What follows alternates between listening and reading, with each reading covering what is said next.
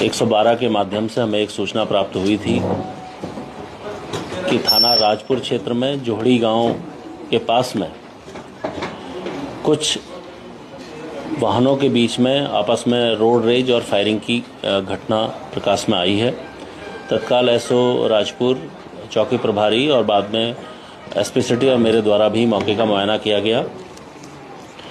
उस फायरिंग की घटना में हमारे ब्रिगेडियर श्री मुकेश कुमार जोशी साहब की वो उस समय वहाँ घायल हो गए थे और उनको जब तत्काल हॉस्पिटल ले जाया गया वहाँ उनको मृत पाया गया।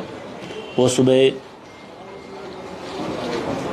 मॉर्निंग वॉक पर निकले थे अपने साथियों के साथ में और इस बीच ये दो गाड़ियों में सवार जो युवक हैं एक दूसरे पर फायरिंग करते हुए और रोड रेज के तहत पीछे से आए और उसी फायरिंग में उसी चपेट में आके उनकी मृत्यु हुई थी।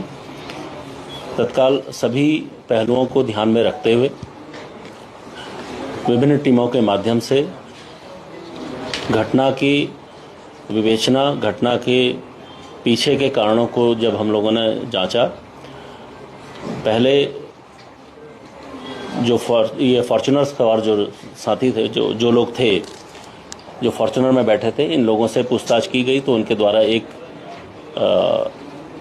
जो बात हमें बताई गई उसमें काफ़ी संदिग्धता हमको लगी थी।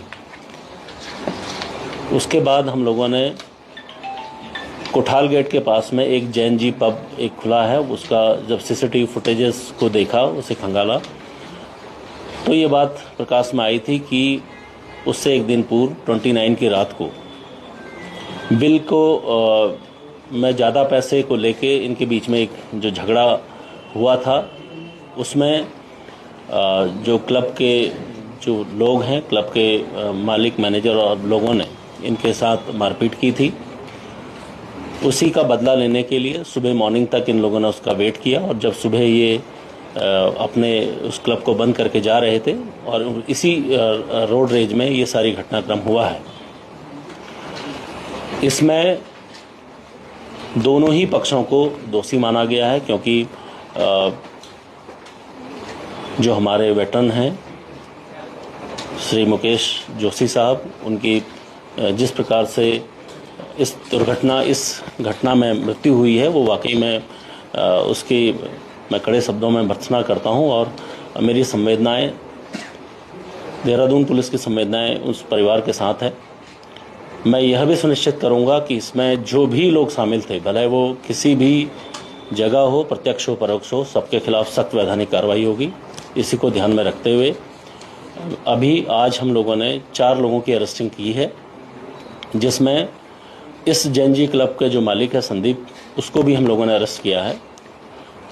साथ में जो अभियुक्त हैं और दूसरा जो पक्ष है उसमें एक व्यक्ति आदित्य चौधरी, उसको भी अरेस्ट किया गया है। उसके जो साथी हैं, अभी 3 उसके साथी हैं वो जो फरार चल रहे हैं 4, उस पर भी हम जल्दी ही पकड़ लेंगे। उनके फ़ोटो हम लोगों के द्वारा जारी किए गए हैं और उनके खिलाफ भी सख्त वैधानिक की जाएगी। इन सभी अभियुक्तों से इनके पास जो असलहे थे वो बरामद किए गए हैं। दोनों ही गाड़ियां जो रोड रेज में थी, एक जो दुर्घटनाग्रस्त हुई थी और दूसरी गाड़ी जो घटना करके भागी थी, दोनों ही पुलिस के कब्जे में है, दोनों ही पुलिस ने अपने कब्जे में लिया है और सभी पहलुओं को ध्यान में रखते हुए इस पर जो भी वैधानिक कार्रवाइयाँ हैं वो की जाएंगी। तत्काल प्रभाव से उस क्लब को सील कर दिया गया है और उसकी जो क्लब की जो रजिस्ट्रेशन है उसके निरस्तीकरण की कार्रवाई के लिए माननीय डीएम साहब को, जिलाधिकारी को यहाँ से पत्र प्रेषित किया जाएगा। इसके साथ ही मैं यह भी कहूँगा कि जो भी यहाँ पर पब में जो निर्धारित समय सीमा है, निर्धारित समय सीमा के बाद अगर कोई क्लब अब खुला हुआ पाया जाएगा उसके खिलाफ सख्त वैधानिक कार्रवाई की जाएगी। इसमें किसी प्रकार का मेरे द्वारा यह भी निर्देशित किया गया है, जो संबंधित थाना प्रभारी हैं, सर्कल अफसर हैं, वो स्वयं रात के समय इस चीज़ को देखेंगे। निर्धारित सीमा के बाद या वहाँ पर कोई हुड़दंग की कोई स्थिति ऐसी बनती है और क्लब मालिकों द्वारा या उसके प्रबंधन द्वारा पुलिस को सूचना नहीं दी जाएगी तो उनके खिलाफ भी सख्त वैधानिक कार्रवाई की जाएगी।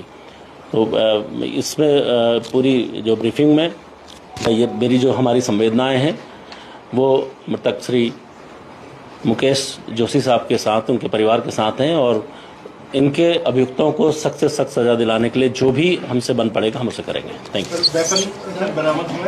इसमें वेपन बरामद हुए हैं, दोनों ही पार्टियों से जो वेपन है वो बरामद हुए हैं। बल्कि अभी हमारे जो अभी 4 अभियुक्त तो और अभी पकड़े जाने हैं। अब मुझे उम्मीद है जल्दी ही हम उन्हें भी पकड़ेंगे और उनसे भी हम लोग कार्रवाई करेंगे। नहीं, कोई भी लाइसेंसी नहीं है, सभी तमंचे या अन्य असले हैं इनके। ये पता चला है कि कुल कितने फायर हुए होंगे? देखिए, प्रत्यक्षदर्शियों या इनसे जो बातें हुई हैं उनसे करीब 8 से 9 फायर हुए हैं जो अलग दोनों ही ओर से किए गए। देखिए, जो घटना के समय में जो अभी तक हमारे पास जानकारी आई है, ये क्लब करीब 2 से 2:30 बजे के बीच तक खुला था। उसके बाद इन लोगों ने इसको, ये जो घटना है ये पूर्व से ही चली आ रही थी। उसके बाद सुबह करीब 3:30 पौने 4 बजे उसके जो नीचे जाके उस पर झगड़ा किया है। जो अभियुक्त है जिसके द्वारा जो स्कॉर्पियो एन गाड़ी में था, उसके साथ करीब पौने 4 बजे के आसपास नीचे उसकी गाड़ी को तोड़ा गया है, उसके साथ झगड़ा किया गया। उसके बाद ही ये घटनाक्रम फिर आगे बढ़ा है। रोजमर्रा की ये कहानी होती है राजधानी देहरादून के तमाम अलग अलग क्षेत्रों में, राजपुर है, बिदोली है, इस तरीके के एरियाज हैं, उन पर कैसे सख्ती होगी? टाइम बाउंड का पुलिस प्लान करेगी? सवाल है क्योंकि अब पुलिस की सख्ती तो दिखाई दे रही है, लेकिन वो छोटे लोगों पे जो ढाबे वाले वो वाले वहाँ तो पुलिस जाके बैन भर के लिए आती है। मैं ये आपके माध्यम से ये कहना चाहूंगा, निर्धारित समय सीमा के बाद अगर कोई क्लब खुला पाया जाएगा उसके खिलाफ सख्त वैधानिक कार्रवाई की जाएगी। अगर किसी क्लब में कोई झगड़ा होता है, अगर वो रिपोर्ट नहीं किया जाएगा तब भी उनके खिलाफ सख्त कार्रवाई की जाएगी। बिना नंबर प्लेट की थी तो इसमें नंबर था ही नहीं, या उस समय के लिए उसको बंद किया गया? नहीं, ये नई रजिस्ट्रेशन की स्कॉर्पियो है, अभी नई गाड़ी ये खरीदी गई है। उसमें जो रजिस्ट्रेशन नंबर है वो टेम्परेरी रजिस्ट्रेशन नंबर। ये सभी लोग जो छात्र हैं, जो स्कॉर्पियन में, भले वो आदित्य चौधरी है या जो शशांक त्यागी है, ये सभी लोग यहाँ पर छात्र हैं और अब अलग अलग स्कूल्स में, अलग अलग कॉलेज में पढ़ाई करते हैं। पूरे शहर में जहाँ इंस्टीट्यूट है वहीं पर इस तरह की घटना देखी जा रही है कि जो यहाँ बच्चे पढ़ने के लिए आ रहे हैं वो पढ़ने की बजाय क्रिमिनल जो एक्टिविटीज है उसमें है। सबसे बड़ी चीज है कि पुलिस सत्यापन चला रही है, लेकिन बड़ी संख्या में देखा जा रहा है जहाँ भी घटना हो रही है वो असले से नीचे नहीं हो रही, हर जगह गोली चल रही है। तो इसको लेकर आप लोग किस तरीके से करेंगे? देखिए, पुलिस, मैं कोशिश करूंगा कि पुलिस का जो कार्य है वो अपने तरीके से भली भांति हो, लेकिन ये एक बहुत ही बड़ा वाइड एक पहलू है। इसमें न सिर्फ पुलिस की ही बल्कि उनके परिवार की, समाज की और स्कूल कॉलेजेस की भी अपनी जिम्मेदारियां तय हैं। अगर कोई अपनी जिम्मेदारियों से पीछे हटता है और सब सिर्फ जो है पुलिस के ऊपर ये जिम्मेदारी डाली जाएगी, वह भी ठीक नहीं होगा। मेरा मानना है सभी को अपनी जिम्मेदारी को समझना चाहिए। जिम्मेदारी का पूरी तरह से निर्वहन नहीं किया गया अभी तक जो ये घटना हुई। देखिए, जहां तक मैं कहूंगा, पुलिस के जो ये जिस तरीके की ये घटना हुई है, इसमें पुलिस से एक स्तर पर फॉल्ट हुआ है कि ये क्लब देर रात तक खुला था। उसके खिलाफ जो भी हमारे जो डिपार्टमेंटल प्रोसीडिंग है वो की जाएंगी। क्यों नहीं उस चीज को किया गया? उसके बाद जो घटनाक्रम है उसमें पुलिस ने पूरी ईमानदारी से और बहुत त्वरित तरीके से कार्य किया है। उसके लिए मैं एसपी सिटी और उनकी पूरी टीम को भी बधाई देता हूं। पल्ला झाड़ लेता है, तो इसमें कॉलेज की आप लोग क्या जिम्मेदारी तय करेंगे? देखिए, ये बड़ा ही जो आपने जो बात कही है, इसमें निश्चित तौर पर कॉलेज या प्रबंधन की जिम्मेदारियां तय होनी चाहिए। उसके लिए इनके जो भी कोऑर्डिनेटर्स हैं उनके साथ एक मीटिंग हम लोगों ने पूर्व में आहूत की गई थी। जल्द ही हम वो मीटिंग आहूत करेंगे और इसके संबंध में न सिर्फ पुलिस बल्कि हमारे जो जिला प्रशासन है या जो कॉलेज प्रशासन है उनको मिलके एक कोई ना कोई रणनीति पे हम लोगों को पहुंचना पड़ेगा। सर, टिकट नहीं थी, कुछ नहीं थी, मतलब इस तरह का कुछ हैगा कि हम, क्योंकि वो एरिया ऐसा है ना कि देखिए, पुलिस की जो जहां तक बात है, पुलिस अपने संपूर्ण संसाधनों और संपूर्ण लॉजिस्टिक के साथ जितना हमसे महत्वपूर्ण ड्यूटियां हो सकती हैं हम लोग करते हैं। ऐसा नहीं है कि चेकिंग नहीं हो रही है, चेकिंग हो रही है, चेकिंग हम लोग करते हैं, लेकिन कुछ पॉइंट्स ऐसे हैं जो निश्चित तौर पर छूट जाते हैं और ऐसी ही जगह पे ये घटनाएं हुई हैं।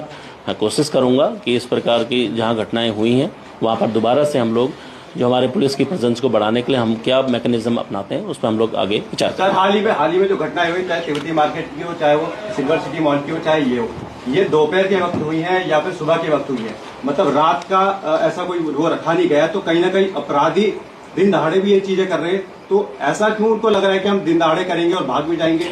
देखिए, पहली बात, जो लोगों ने ये घटना की है उनका पूर्व में कोई आपराधिक इतिहास नहीं है। वो सभी लोग छात्र हैं या होटल या अपने रेस्टोरेंट चला रहे हैं, उनके द्वारा ये घटना की जा रही है। निश्चित तौर पर समाज के सभी पहलुओं को इस पर सोचने की जरूरत है, क्योंकि पुलिस अपराधियों का पीछा कर सकती है, एक आम आदमी का पीछा नहीं कर सकती। तो हम लोग अपनी ओर से संपूर्ण जो हमसे जो दायित्व है, उसके बाद जो ये घटना हुई है उसके बाद पुलिस ने अपना काम बखूबी कर रही है। और मैं आपको ये बिल्कुल आश्वस्त करना चाहूंगा कि इसमें जो भी लोग सम्मिलित हैं सबके साथ सख्त विधान निकाली। इसमें 4 लोगों की गिरफ्तारी दिखाई गई है। 4 लोगों की, कुल लोग कितने थे इसमें भी फरार कितने हैं? इसमें 4 लोग फरार है। पीछे आप सर, इसमें थोड़ी हाँ। चीज बता सकते हैं कि लोकल कितने थे और बाहर के कितने थे, मतलब उनका लोकल बाहर क्या होता है? सब सर, लोकल है, कोई बाहर है, ये कोई क्वेश्चन नहीं है सर।